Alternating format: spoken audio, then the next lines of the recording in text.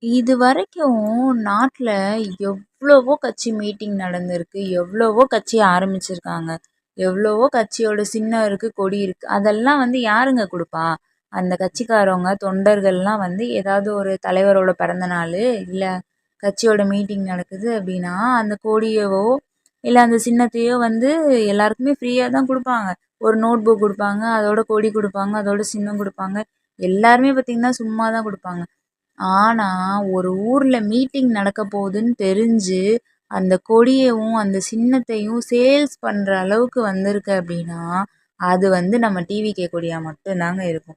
அந்த கொடிய வாங்குறதுல மக்கள் காட்டுற ஆர்வம் தான், இப்டி ஒரு சின்ன சின்ன பிஸ்னஸ் டெவலப் ஆயிருக்குன்னு சொல்லலாம். ஒரு விசில்லாம் நெறைய பேர் மறந்து போன ஒரு விஷயத்த, ஒரு கட்சி சின்னமா ஆனதுக்கப்புறம் விசில காசு குடுத்து வாங்குறாங்க. ஒரு கொடிய காசு குடுத்து வாங்கி சேல்ஸ் பண்றாங்க. ஒரு மாநாடுன்னு ஒண்ணு நடக்கும்போது, ஒரு கொடி விக்கிறது அப்படின்றதெல்லாம் இதுவே ஃபர்ஸ்ட்டு புதுசா தான் இருக்கு.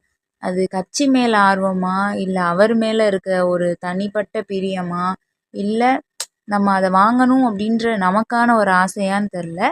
ஆனா இதுவரைக்கும் இந்த மாதிரி கட்சி கொடியவோ, இல்ல கட்சியோட சின்னத்தையோ சேல்ஸ் பண்ணி பார்த்துருப்போமான்னு கேட்டா தெரிலன்னு தாங்க சொல்லணும்.